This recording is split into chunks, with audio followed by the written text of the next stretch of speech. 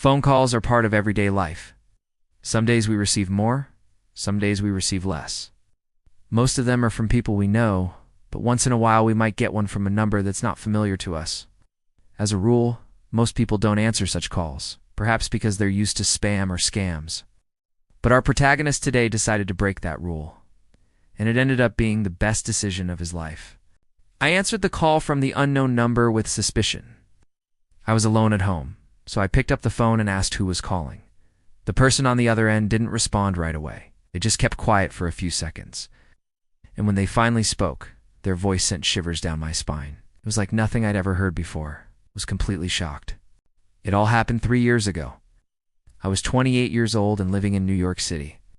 I worked as a music producer, which meant that I often had to work late into the night. On this particular day, I'd been in the studio until around 6 p.m., and then headed back to my apartment. I was exhausted, so I went straight to bed without checking my phone or laptop. But then the phone started ringing around 9 p.m.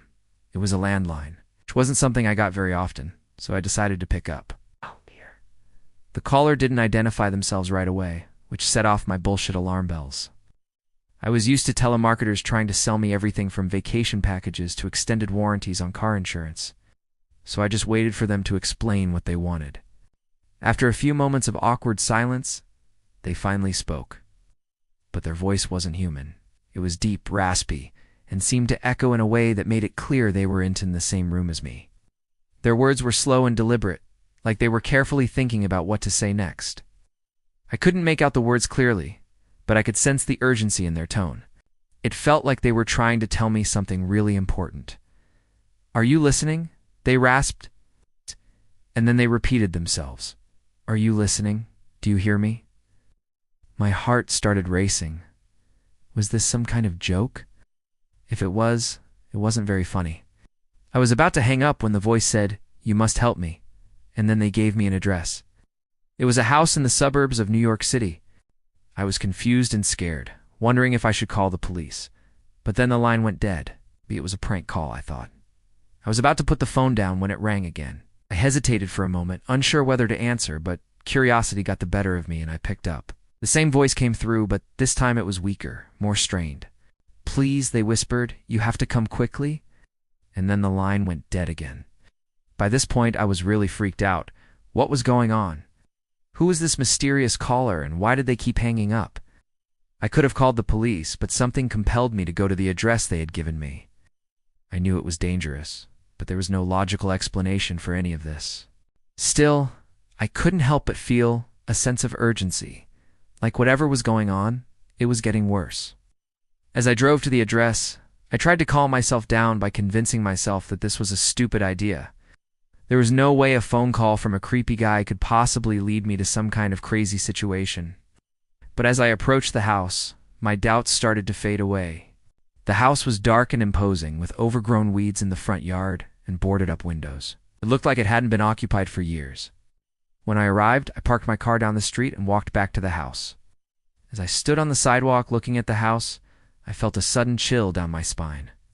The hair on the back of my neck stood on end, and I could have sworn I heard chains dragging metal moans. I shook off the feeling, telling myself it was just my imagination.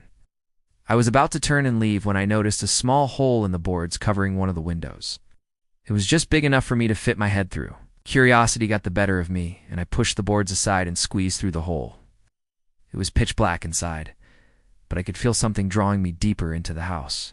I took a few hesitant steps forward and then tripped over something on the floor. I reached out to steady myself and felt something soft and squishy under my fingers. I switched on my phone's flashlight and shone it on the floor. I let out a scream and jumped back. Dot, dot, dot.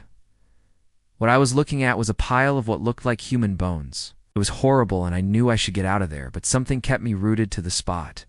I shone the light around the room and saw more bones on the walls and ceiling. It was like a scene from a horror movie.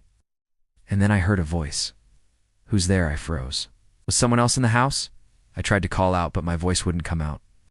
I was too scared to speak. Then the voice came closer. "Who's there? Show yourself." I ran to the window and squeezed through the hole, making sure to grab a large piece of wood to use as a weapon. As I ran away from the house, I could hear footsteps pounding on the wooden floor behind me. I didn't dare look back. I just kept running until I got to my car and locked myself in. Once I was safely inside, I looked back at the house. In the distance, I could see a dark figure standing at the window. I drove home as fast as I could, but every time I looked in the rearview mirror, I thought I saw the same dark figure in the back seat with me. It took me a long time to calm down. I called the police and told them about the house, but they didn't seem to believe me. They thought I was making the whole thing up, so they never went to check the house out. The next day I went back to the house with the police, but it was too late. Whoever, or whatever, had been there was gone.